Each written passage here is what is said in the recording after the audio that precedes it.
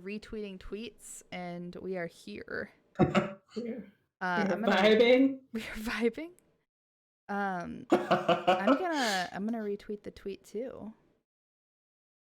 Everybody's got to retweet the tweet. And all the social medias. Okay. Nope. I'm gonna put it in the Discord too.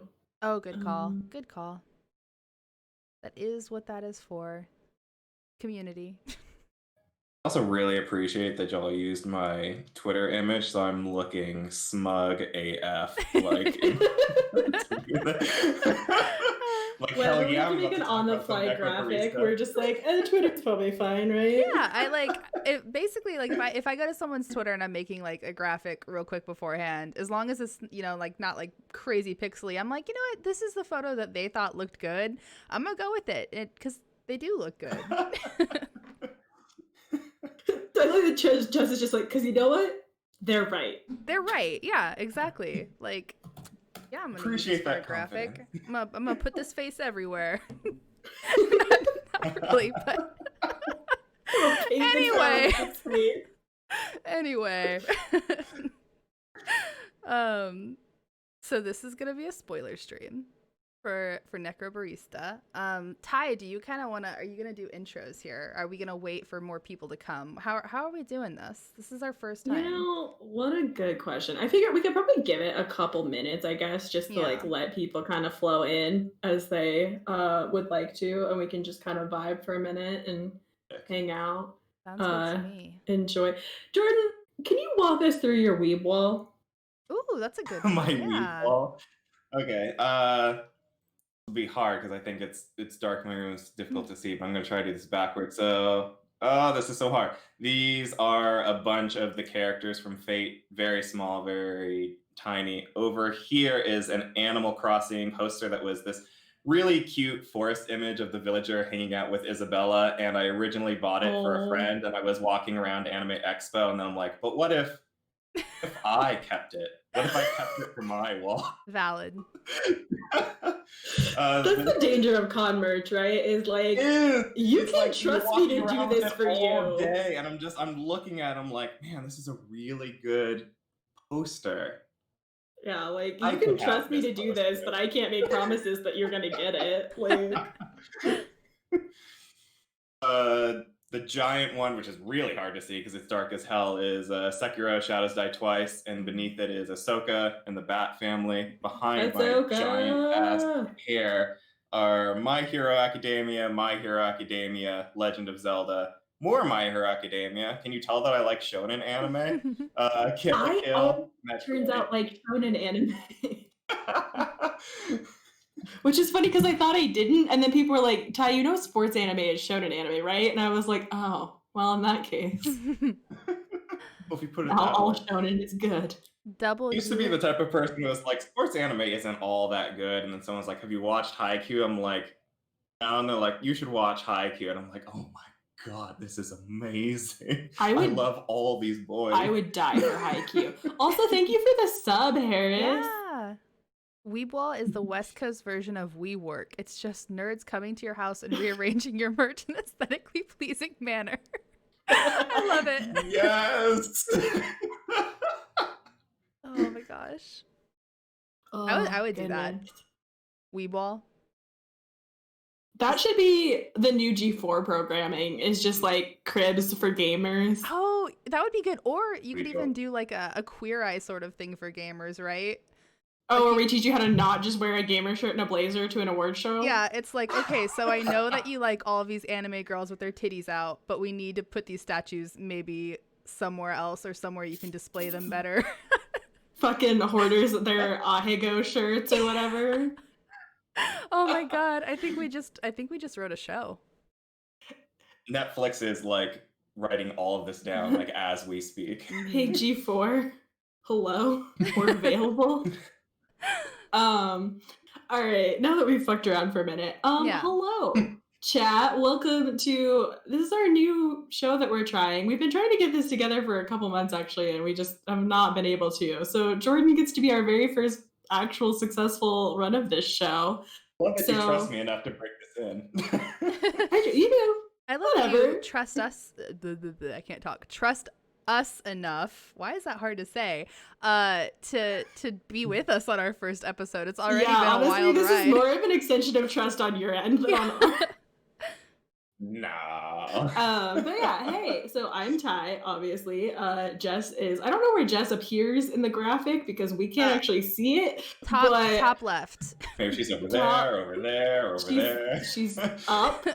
Actually, me, I guess. So from you, I'm just to your right. Okay, so this way. Yes. Yeah. Nailed it.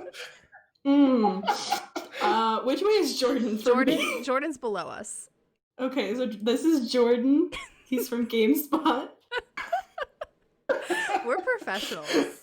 Yeah, we are killing this. I mean, Jordan is a professional. Yeah, Jordan actually, Jordan and I technically work together, but he has an actual title. Yeah, and I'm just...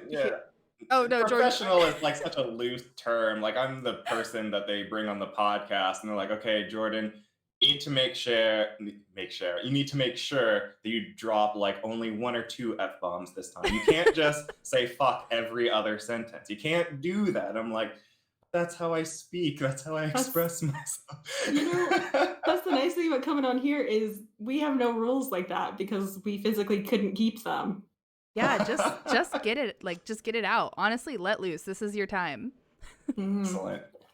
But yeah, we're gonna talk about Necrobarista tonight. Yeah. We all played it, obviously. And after I finished it, I was like, Jess, I have thoughts. And she kind of felt the same, so we wanted to bring someone else on, and Jordan was really enthusiastic about the game and wanting to talk about it. So I guess we're just gonna hop into it. Jordan, what was your kind of prior experience with the game and / your expectation of what it was gonna look like? It was kind of weird because I do remember seeing that very, very first early trailer where all their character designs are super early, so they look completely different, and there's a whole dialogue, I think, selection mechanic that they tease, a bunch of stuff that don't actually make it into the final game. I do remember seeing that trailer and then just completely forgetting about this game just for years on end until I arrived at GameSpot in 2018, and then in 2019 I started really writing about games that deal with death and death positivity. I really like that shit. I love Mortician's Tale, stuff like that. So it was kind of one of those things that when Necrobarista kind of came back into the limelight, it's hey, by the way, it's coming out now. It was one of those things that Callie, our reviews editor, was like, Jordan, do you want to review another death game? I'm like, oh fuck yes, do I? Put me in, coach. This is my jam. I love that's your. I love that's your thing. We all kind of have our specialties, and I really love that you were death games. Yeah. It's gotten to the point where it's a few weeks later, Callie was asking hey, does anyone want to review Spiritfarer? And no one was responding, and Ed was like, hey Jordan, this is a death game. I'm like, I appreciate that you thought of me. I can't do it because I'm busy, but I love that I have a brand at GameSpot now of oh, Jordan's the creepy dude who likes to write about the games that deal with people who are dying and dealing with grief. Hey, everybody has their niche, right? Yeah, listen, we can't all be top-notch monster fuckers, all right? We gotta branch out. We gotta differentiate our brands here. Jess, what was your first experience with it, or I guess brush or expectation? Gosh, I mean, it's weird because it was one of those games that was in development for a long time. I feel it was because I remember the first trailer. Yeah, wasn't it 2017? Something like that, yeah. I think that's when it was. Yeah, it was supposed to come out in 2017. So it's one of those that I loosely tracked because I saw it and I was like, holy shit, this looks super, super cool. And then it kind of disappeared for a year, and I was like, oh, I hope they're still making that. And then I would see random things pop up and be like, oh, okay, cool, that is still going to happen sometime. But yeah, it seemed like one of those things where maybe the further in the development process it moved along, stuff was streamlined, because I felt like we were going to get a very different game than what we got. Yeah, I mean, like, even in that opening that you get for the game, like, you see that character with, like, the long white hair and the cigar, and I'm like, not actually in the game. Like, there was stuff in here that they probably cut to streamline the story. Which is interesting, considering, like, the game was originally slated for 2017, and it is 3 years later.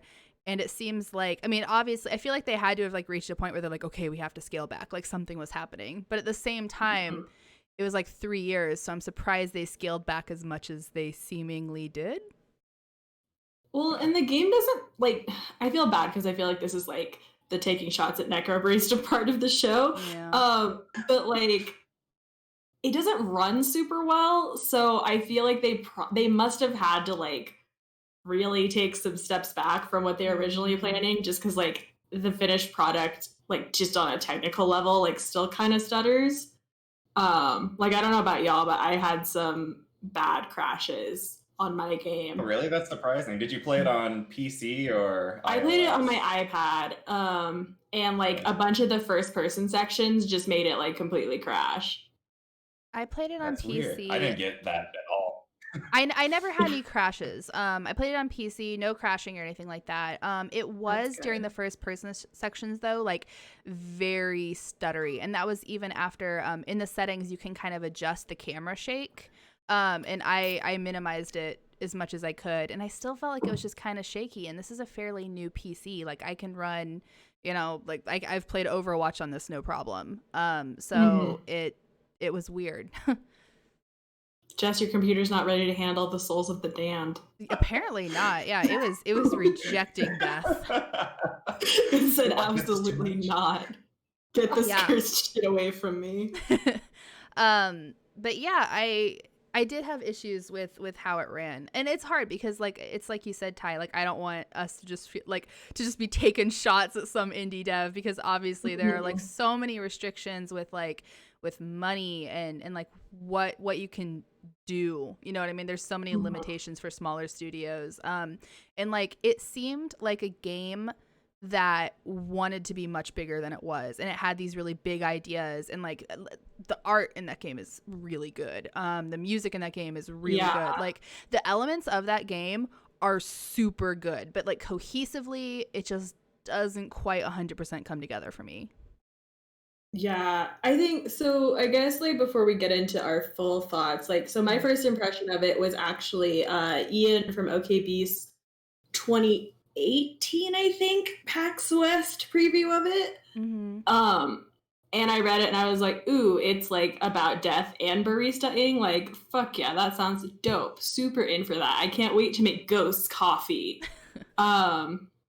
That's not what this game is. But this may have to turn out for you. Bit bad. On that scale, pretty disappointed. Still liked the game overall, still had an okay time, but yeah, was very bummed that there's zero coffee making in the game whatsoever. Yeah. It's a big bummer. One of those weird things where I was like, man, imagine if Necrobarista had come out before Coffee Talk. I feel like I wouldn't be comparing it to Coffee Talk. And I played Coffee Talk earlier this year too, and, like, I did the same exact thing.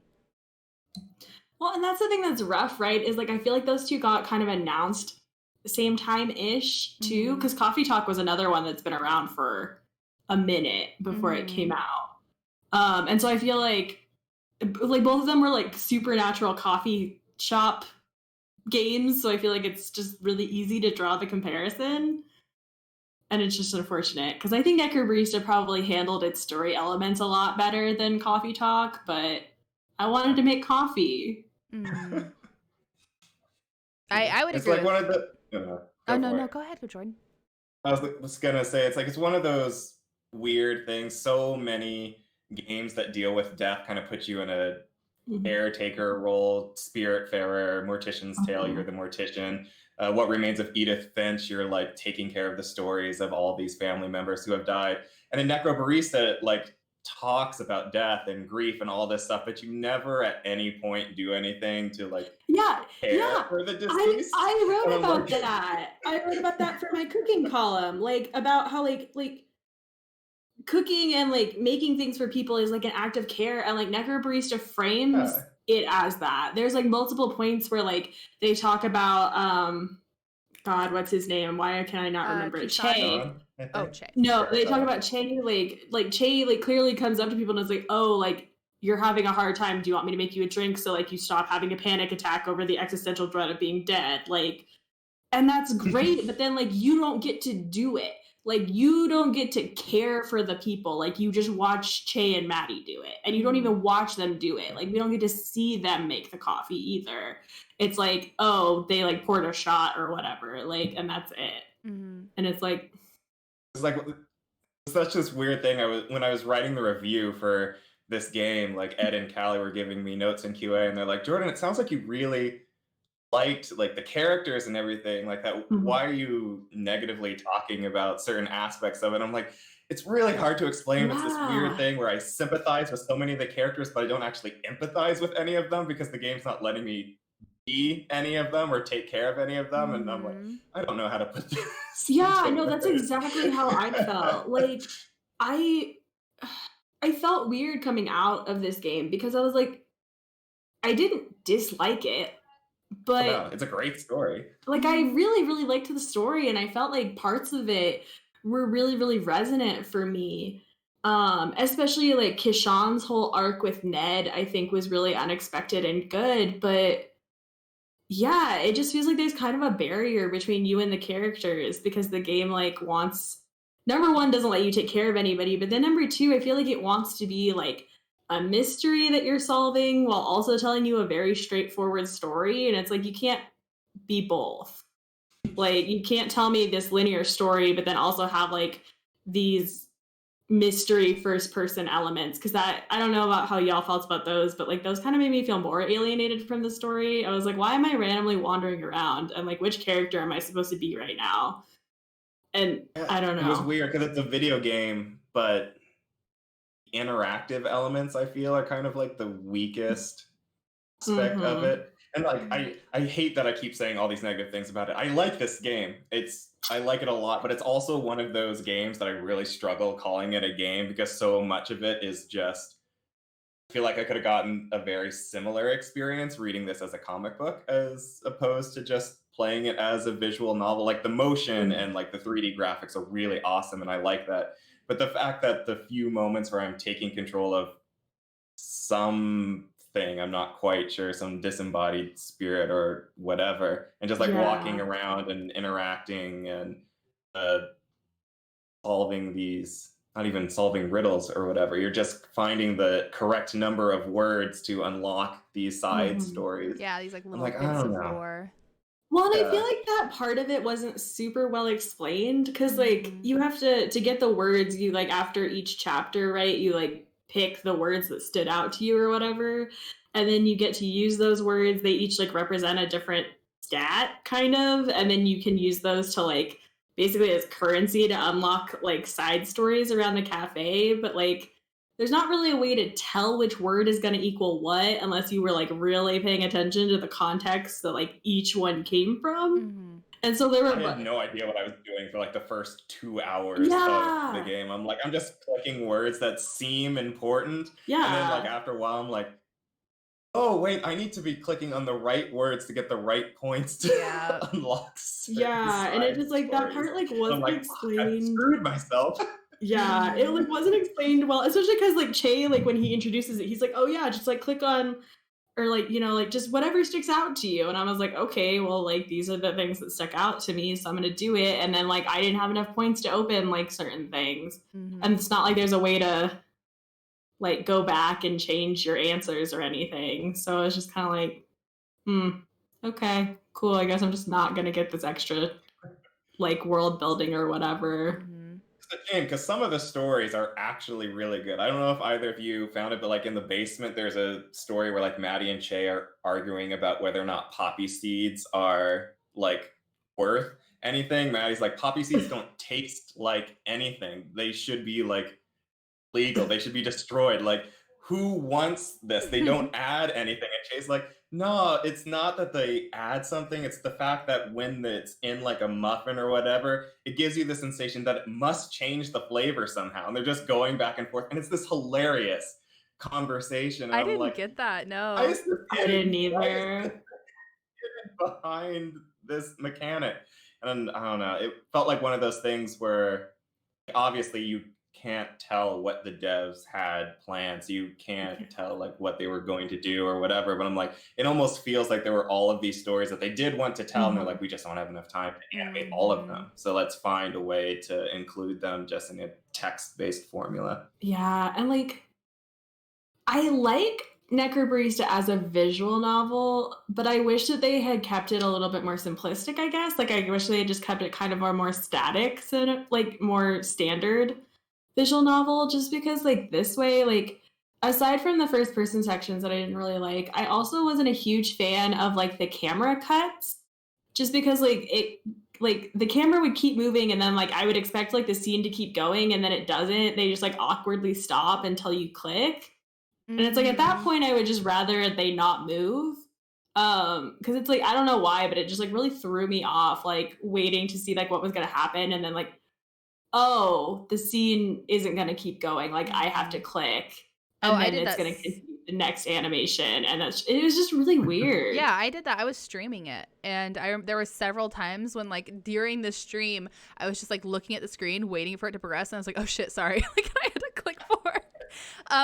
But yeah, no, I like, to me, I completely agree. I think the weakest, what's so funny is I think what I long for more in that game was interactivity, but the interactive parts they had weren't strong, like in my opinion. I wish that, like, honestly, if they would have scrapped the like walking around and getting those like little stories, and they would have I think the robot recaps like kind of at the end seemed like they were kind of out of place too, in my opinion. Yeah, like they were a little heavy-handed. Yeah, so I feel like if they would have scrapped those things, just kept it like just so that you're these characters going through their story, and maybe added like dialogue trees, and then like depending upon like choices, like you might get little bits of backstories, like maybe the poppy seed would have like come up in a conversation with Che instead, like because you say something that kind of makes that story pop up or that argument happen again. I think that would have made me feel a lot more connected to the characters, even if they didn't add like I wish that we would have had like an actual barista-ing part, but even if we didn't have that, just having the dialogue options would have added a lot, and it seemed like that was an initial intention. Can't talk. Well, and the other thing too is like you don't see the other customers. Like there are other people in the cafe when Kashan is there, but you don't get to see any of them. So it's super weird because it feels like on the one hand, like Maddie and Che are so good at focusing on customers, but then at the same time, it's like, is it just Kashan though? Because like y'all are serving other people, but we can't see them. And after you serve them, like you're not paying any attention to them. So it's just weird. I don't know. I kind of wish for the Necrobarista that was like a short story anthology, but in a visual novel, because I like the visuals of it a lot. Like I want to see that because I think it does add a lot to the tone and the world and stuff. But like it would have been cool to see, like, I don't know, like just like different mixes of Maddie's past and like maybe Kashan's past and Ned and Che, and then building up to what that story actually was. Because I think the other issue with this game for me kind of was just the fact that like the main storyline, I feel like once you figure out what's actually going on, it just kind of happens super quick and then it's over. And I feel like there's the conclusion that like goes. Yeah, and I feel like there's like a lot that the game is like gesturing to about like the characters and other people in the world and stuff, and it just like doesn't get to do any of that because once you find out what's actually happening, it's just like and we're done. I say it's so weird because like the intro I wasn't like a huge fan of. It was like kind of slow, very set up, and as you said, the conclusion was super rushed, so I wasn't like a huge fan of that. But there's like this beautiful middle 3 hours of the game where I'm like cinematography of certain shots, the 3D models doing like really expressive faces, the superb like sound design and orchestra that like went into this game, like all comes together to create like this visual novel with such a distinct style that I'm like, I fucking love this. Like I'm not doing anything. I'm just clicking through like words of text and like no one's even speaking. I'm reading it myself, but I'm getting so much sense of life from the characters based solely off the dialogue and what you're doing with their character models and stuff like that. And I don't actually play all that many visual novels. A majority of the ones I play are the ones that are kind of combined with other genres like Battleship Brigade. So I was really surprised with how much I enjoyed this game, as I'm like, this is like purely visual novel. It is just a novel with pictures, and it's almost like a still motion movie though, and this is so cool and I like it a lot. Yeah, like visual novels I think are like really cool because they can kind of blend the like comic book slash like reading an actual book with like a little bit of interactivity. I love visual novels, and like yeah, that middle section really is good, and you can tell they do have like like the four main characters, there's a very strong sense of like who they are as characters, even though you're only seeing them over the course of what, like 2 days. And it's the characters really slap, and also I think the art is great. It just like is very good at setting a mood. Fucking Ashley. I love her so much. Every time she was on screen and just like shouting about something, she's like, you think Icarus took like a shot of caffeine like before he took off? And I'm like, I love this girl. I love her so much. Ashley is good. It's like, what do you want out of life? Just like a school system that respects my niche interests. I'm like, preach, girl. Ashley's so good. I also really related to like Che and Maddie both being like, I mean, like we probably shouldn't feed this like 13-year-old that much coffee, but like shit happens. I really did. And that was something that I enjoyed too, is the way that the game gave every like duo their own like conversations and like their own like chance to really connect with one another. You know, like we saw, I think basically every character had a one-on-one interaction with the other, like another one of the characters. And that really allows you to just see these different dynamics and then get more of a sense of like who these people are around different people.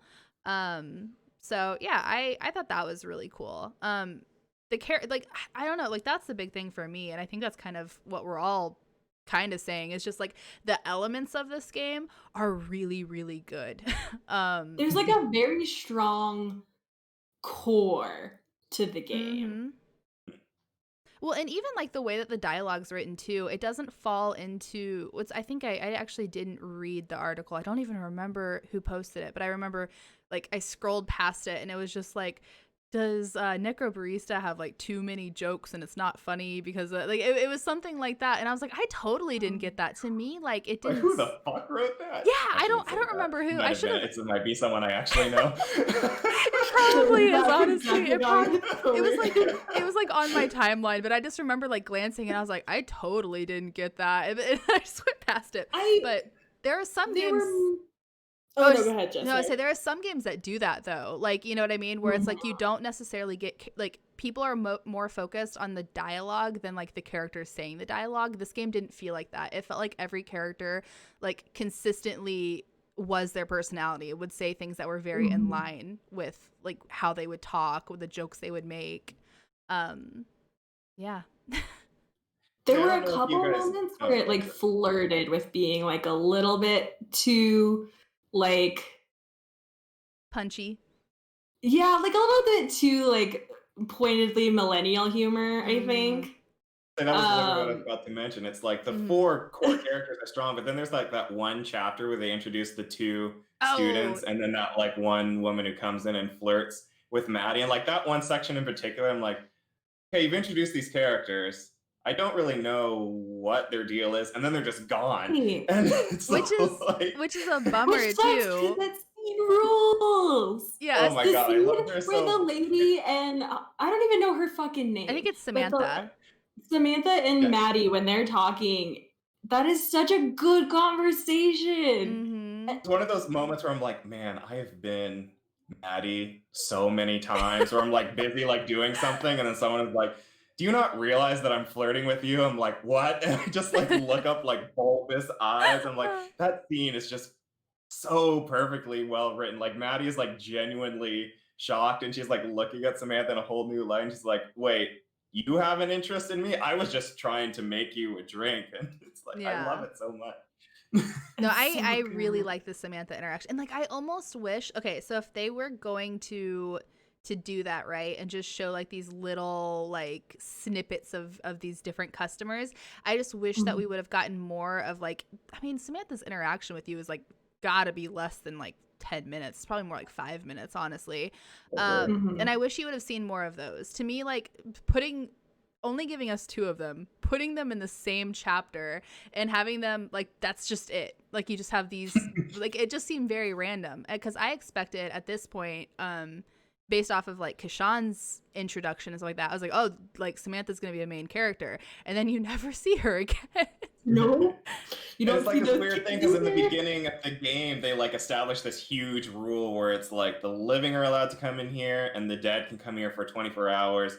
Like one of the major rules is like you can't let someone know like if you're dead. So like the living can't like make any preconceived judgments or something like that. And I assume the living just have no idea why that rule is there. And I was really curious to like, assuming that the kids were alive and not spirits, to like see some interactions between living and dead characters where the living characters didn't know that the dead characters were dead, because like all the people who talk to Keyshawn like know that he's dead, so they're allowed to talk about him. Like, I don't know, I just wanted more like those interactions to kind of explore that style of like self-grieving and talking to people, where like Keyshawn could have like had a conversation with someone who doesn't know that he's dead, so they're not going to talk to him like they know that he's dead. Yeah. Essentially, yeah, that would be dope, because like I did really like Keyshawn's like arc about his death, and I get why they only focused on him, just because I feel like that's kind of like a story you do need to have like a pretty close lens for. It's just unfortunate because I think they could have tied like other customers into it as well to kind of help him bounce like those feelings and grief on, because I think his stuff with Che and, well, with everybody, but like it was particularly with Che and Ned, I think is really, really good. But like, yeah, what if like Samantha just like was having a casual conversation with him, not realizing that he was dead? Like there's like so much there's so much room to play. They made a really, really cool world, and then it feels like because of just like the bullshit of game dev, they didn't get to like fully execute on it. But there's cool shit in there. There is. It's a super cool game. The whole time I played it though, and this is funny because I feel like, Jordan, you kind of made a comment about how you were like, oh, this would have been a cool like graphic novel. The whole time I was like playing this game, I was like, I wish this was an anime. Like I like the whole entire time, because like that little like music thing that they do like the first hour into the game or whatever. That's a straight banger. Yeah, Holy I'm like, shit, it's so that good. song is fucking awesome. There's your intro. The art is super cool. And this would have like, if that would have been like the first season of an anime, like ending with Che leaving, and then you could have like these little like episodes where it's kind of like a monster of the week sort of thing, but instead it's just like a customer of the week, you know, and like you get to focus on like these different stories. Also, yeah, having an arc of Maddie just trying to grind to pay off her fucking debt, dude, I would be into that. Yeah. Yeah, like it would have been a really cool I'm hoping some of this is explored in the DLC that they have planned, because they said that they're coming out with free DLC that explores some of the characters outside of Maddie, and I'm like, well, I kind of do want to hear a bit more about Maddie, but sure, cool, I want to hear about the other characters. I'm gonna send them this video. I really genuinely think that like this game and like what we got is just like kind of the result of like, these are smaller studios, and like there's budgets, there's restrictions. I feel like they had like such grand ideas and really strong elements and really talented people working there, especially in like the art and music department, like, and even the writing, like everything is really strong. I think the writing is very strong. Yeah, it's just, it feels like it just got like, again, like it just got cut up a lot. Yeah, it feels like we're missing a lot, and there's just a lot of things that they had to let go of, and I'm sure that probably kills them too, you know, like that they had this vision and that so many things had to be let go of. But yeah, I don't know. It's overall though I had a good experience with the game. Yeah, So it's weird. I'm trying to think of more positive things. I'm like, I don't want to say all negative things about this game. I like it. I swear. I gave it a 7 out of 10. I said it was good. Yeah. No, it's just like, it's like what you were talking about earlier, Jordan. It's hard to convey. Like, I feel like the things that don't work about it are very concrete, but the things that do work are like harder to explain without the context. I think for me, like the biggest thing was just like the art in that game. Even like the cinematography, like the lighting, the colors that they used. It was really good. Also, Glenn, I see you in the chat. Jess's anime opinions kill me. What does this even mean? If he's talking about your opinions of anime men, then yeah, he's correct. It also, Glenn says, sorry, Jordan, a 7 out of 10 on the internet means it's awful. Those are the rules. Oh my god. I hate that. I mean, I know it's true, but I hate that. And Harrison says, pretty up on GameSpot, it's like 7 out of 10. Good. I'm like, I don't know how to clearly tell you that I like the game. In that game, I would totally agree with that. Like, if I had to give it a rating, it would also be a 7 out of 10 for me. Like, I think that's a super fair rating.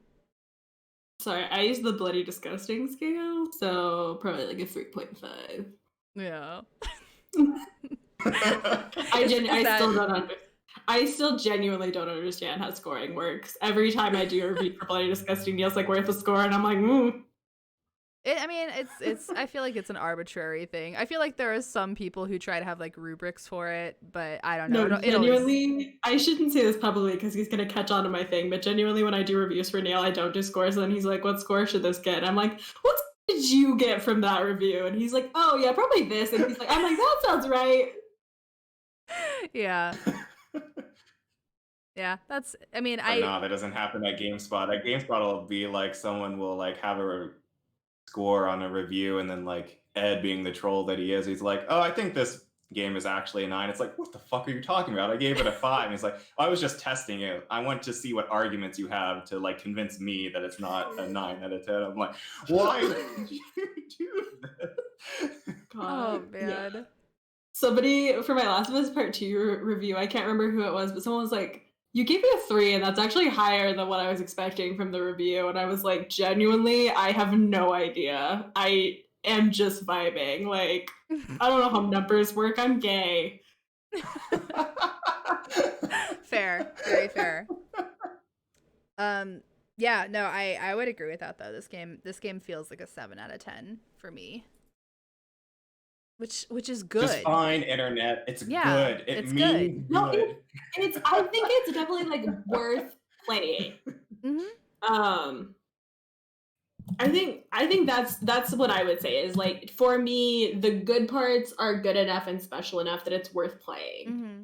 Especially because like you can get it for free on Apple Arcade, so yeah, and like the story is truly very good, like and just the way it's written, and like some of the messages about like grief and like hanging on to things for too long, you know, and kind of like, especially the whole, I guess, kind of message towards the end about, you know, this is a spoiler stream, so I can say spoilers, but like Maddie basically without Che's like explicit permission, just like keeping him around and like feeling like she couldn't let go of him, and him kind of always feeling like he was more accepting of his death, but Maddie wasn't, and Maddie couldn't part with him, and just kind of like going through that whole thing. And then it was interesting that like they didn't make it to where Che was just like, and now I'm gone, you know what I mean? Like I'm ready to move on, like because they had him like, and then like when he finally decides to like go through with it, he was like, oh god, like this actually is like,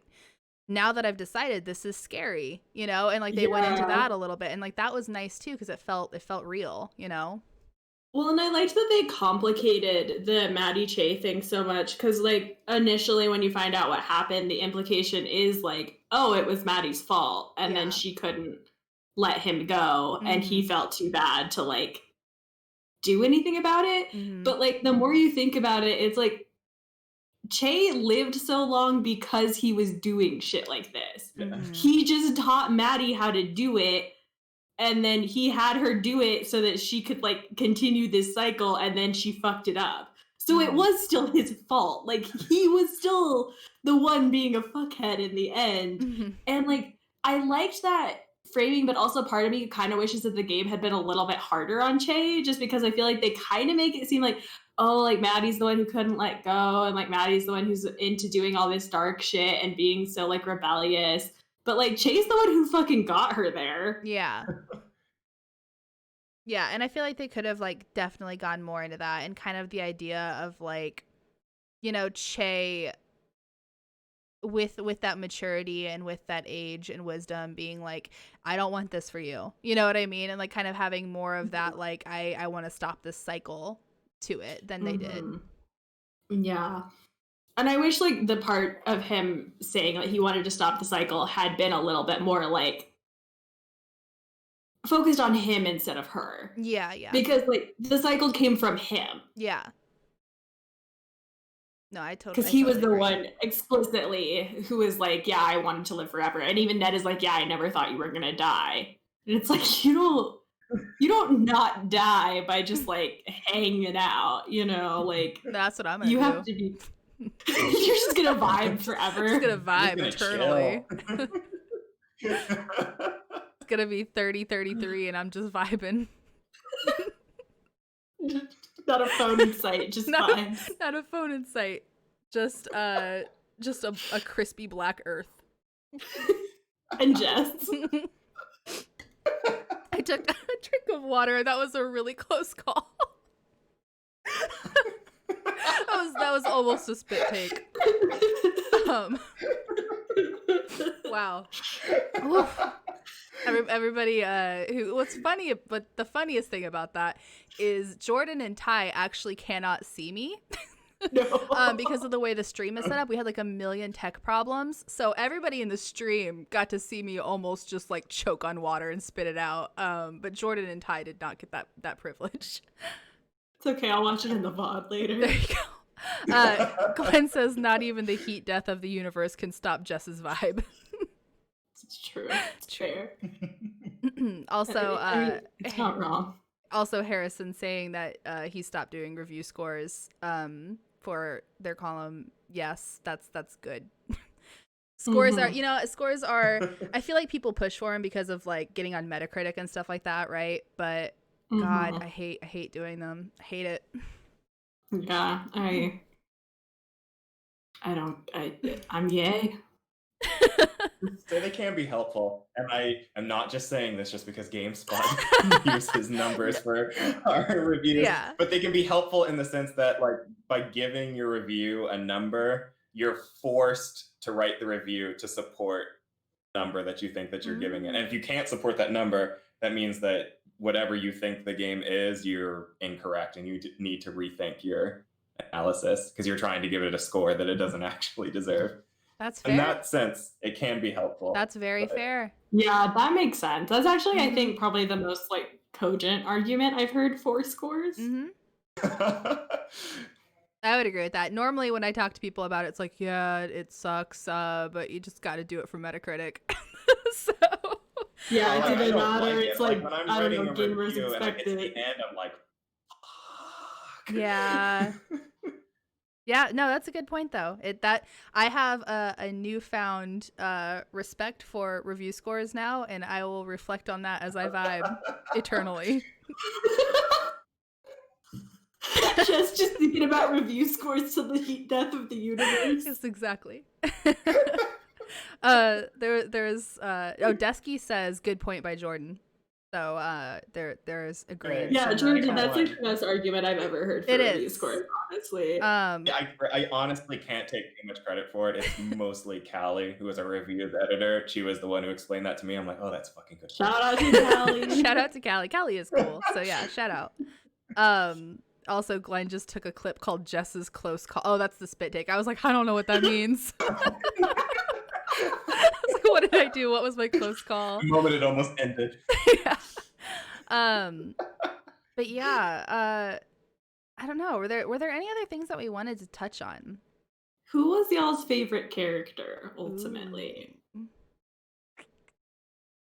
think for me, it changed over time. In the beginning, it was probably Maddie because I really liked her personality and her whole like I don't up with the useless shit of people that I see beneath me. I'm like, oh, that's just me. When people are giving her super complicated coffee orders, I'm like, oh yeah, that is exactly how I would react to that. I'm like, I'm gonna rip out your soul and use it to wipe the counters. But over time, I think it ultimately landed on Ned. I liked his arc of you slowly learning that like the reason he's an asshole is that he's a good person who's kind of forced to work within the bureaucracy that he's a part of. I'm like, I can understand that. I can understand there's a few moments where like my job requires me to do one thing. I'm like, I don't want to do this. I'm like, well, it's your job to do this thing, so you have to do it. And like that Yeah. scene right at the end, like right when Ned and Che are like having their like final conversation, and Ned just quietly says, like, please don't leave me. I'm like, that was Yeah. like the moment that like kind of broke my heart, I think, for the Yeah. first time in the game. I was holding together pretty well, like up to that point. I'm like, oh my god, he doesn't want to lose the only like best friend that he's ever had. And I I'm like, cried during that oh part, my god, definitely. Ned, Yeah. I love you so Multiple much. parts at the end of that game got me. Yeah, no, I will absolutely say that for it. Like in the strength of its writing, like when it got to the end, I just like cried through the whole, like all of like once you find out like what's gonna happen to Che onwards, I was just like crying off and on. Yeah, like I remember when she finally see, like even talking about it now, I'm like, oh, but when she like reveals the words on his tombstone and stuff like that, he's kind of, oh my god, yeah, like see that the game's good, like the game is good, and the writing is so strong. There's also I took like a screenshot of like one of the quotes from it that was super good. What was it? Oh, it was Che who says, don't fall into the mindset of preserving broken things just because they remind you of the past. You know, and like there's like really good like little like pieces of dialogue in that game. And it's really good. As far as my favorite character, I kind of want to go with Maddie. I don't know why, but maybe it's just because she's the closest thing to like the protagonist, and so you're kind of around her the most, and like you see her. I guess I empathize with her the most, right? Because she's the one who's processing the majority of these feelings, like processing guilt, processing like loss, like constantly kind of not knowing like her position in life too. So like I don't know, there was just like an interesting thing with Maddie. I also really liked Kishan though too. He's a sweetheart, and I also really empathized with him. Yeah, I think Kishan was probably my favorite just because like I think Maddie was the one I related the most to, but I liked Kishan as a character so much just because he felt so real in just how like how you would even begin to feel finding out that you're dead, and that like on top of that you now only have like 24 hours before you have to dip. I mean, yeah, Yeah, I like it. Kashan I is like that, he's right? just Like he has no idea what's going on. So whenever they say something, he's like, "Wait, hold on, back up. You need to explain whatever that thing is." It's like, "Oh, thank you, Kashan. I also had that question." Yeah, and he's just like, I like that he's just a big sweet like fucking fraidy cat, dude, and I like dig that. I like that he's so scared. Like I feel like that's really just honest. And I like how honest about it he is. And like when the other people, because like everyone else is kind of desensitized, right? Like even Ashley talks about how the fact that like goodbyes aren't as hard for her just because she does it every day. And Kashana's like, I'm dead. Like and y'all are telling me that you don't know what happens next. Like that is terrifying. And I like that too. I do want to talk about Ned though. Because that man is a serial killer. And they were just like, he's fine.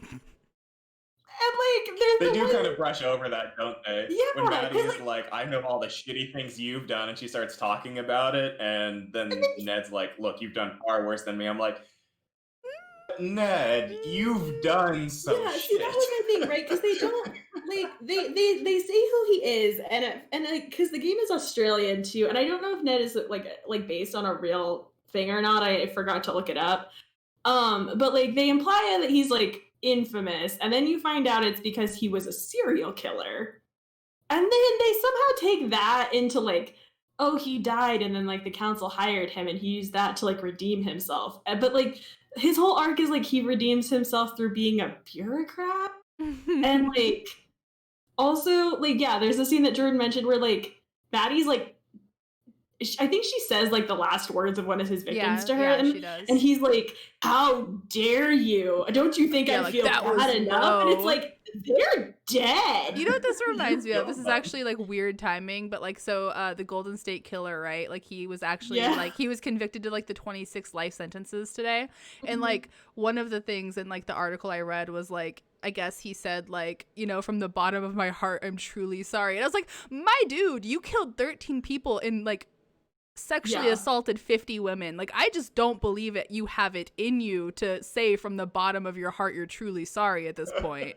Yeah, and like that's the thing with Ned, right? Is like that scene just rubbed me such the wrong way because he's like that's a low blow, and it's like you killed them. Yeah.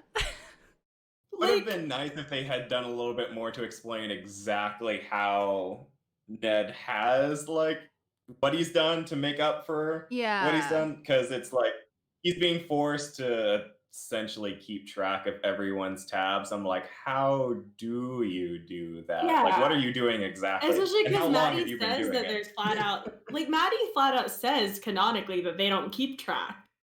Cause she's like, audit me, and he's like, okay, cool, where's your ledger? She's like, we don't fucking have one.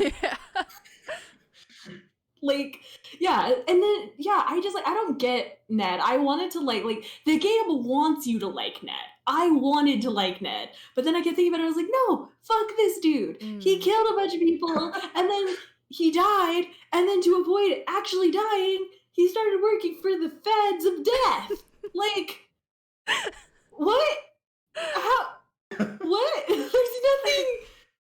What? And then he's such an asshole about the rules, except for his good buddy Che, the necromancer, who's also been cheating death. Like, what?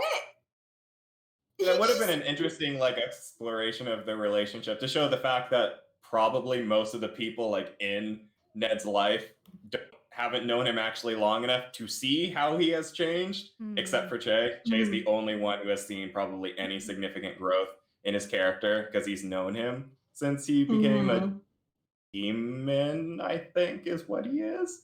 I don't know. Yeah, someone with really a lamppost for a that head. part. I do like the vagueness there where they're just like, you're just kind of there. They're just I think it's a game that would have like benefit from having little vignettes, you know what I mean, and like flashbacks and like I don't know, not necessarily, it doesn't have to explain everything, you know. I've never been like one of those people who like I need it all, like I like inferring things. I don't like things to necessarily be like the Necrobarista deep lore. Yeah. But like it would have been nice to just see like little interactions, you know. Yeah. I suppose I should clarify. It's like, for all we know, like some of those side stories that you can unlock in the first person portion, maybe they do actually like talk about this, and I just couldn't be bothered to go looking for them because I just started skipping them after a while. Well, and like on top of that too, it's like I feel like you'd that's have a to design failure at that point. You'd have to play the game multiple times too, and you'd have to like get a pen and paper and keep track of like the things that you know select and like the points that you get, you know, to allocate. Like so I feel like it doesn't really lend itself well for you to get the whole shebang. No, especially because like I said on iPad, that shit crashes.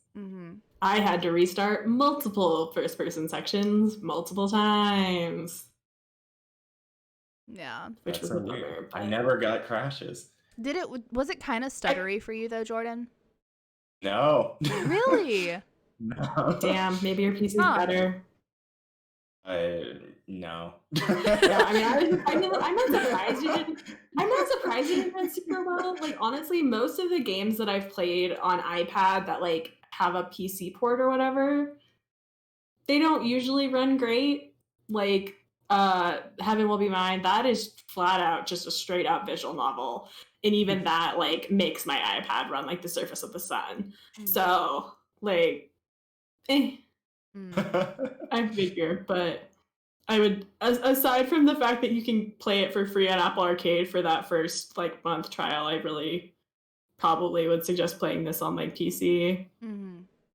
Yeah, that's such a shame because the entire time I was playing it on PC, I was like, man, I think I enjoy this so much more like on my phone, just like tapping the screen to That's scroll funny. through the dialogue option Yeah. instead of tapping with my mouse. Is it mobile too, or is it just on iPad? I assume if it's Apple Arcade. Yeah, I Yeah, assume no, it that's was. true. That's true. Yeah. I just did it on my iPad because I wanted the bigger screen, and also I figured it would probably run a little bit better on there than on a Yeah. phone. But who could say? Not me. Oomst. Who knows these things? But yeah, no, it's an interesting game. I think it's worth playing. I think we've I all said also think that. it's worth Absolutely. playing. Yeah. And I am intrigued by the DLC. I will probably play whatever DLC they drop. I also will. Because I do want more. I think course. it's a cool world, It's right? a cool world. Mm-hmm. Cool concept. And that's my biggest thing. Like if somebody was like, give me like the 2 sentences on it or the however many sentences this ends up being. So many cool elements, very cool concepts, doesn't necessarily all come together cohesively. Yeah. I guess if you're going to have a negative for your game, like that's maybe the only negative that you might want is that people are like, we just wanted a little bit more. Like what you have here is really good, but we wanted honestly, if I ever made a game and the main criticism was like, the game part wasn't like that great, but like the writing and shit was pretty dope, I'd be like, yeah, I mean, pretty successful. Because at that point, like what you're saying is just like, I wish that I could give you more money so you could put more, you know what I mean? Like this is super, super good. I wish that like there was like you had the resources to make like to expand upon this. So yeah, that's kind of my feedback on it.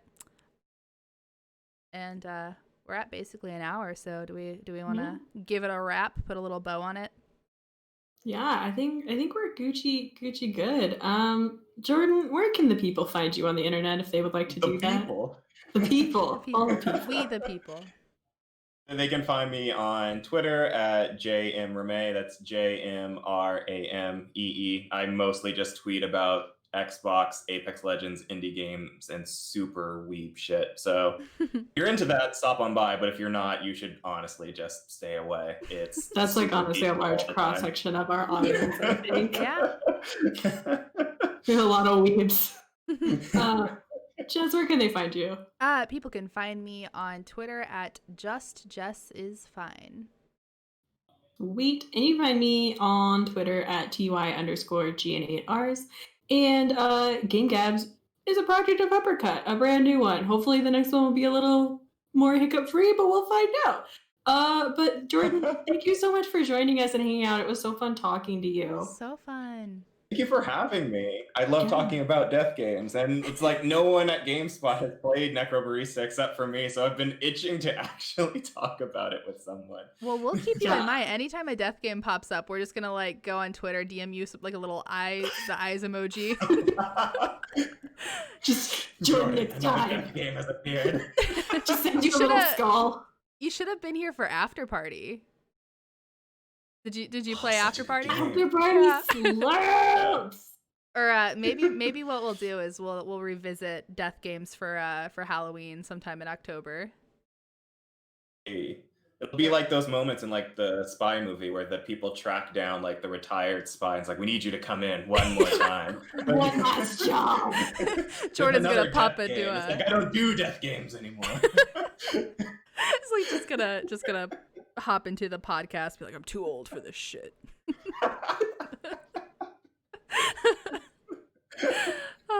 But yeah, I think that does it for us, everybody. I hope everybody has a great night, or whatever time it is where you're watching, and we'll hopefully be doing some more of these.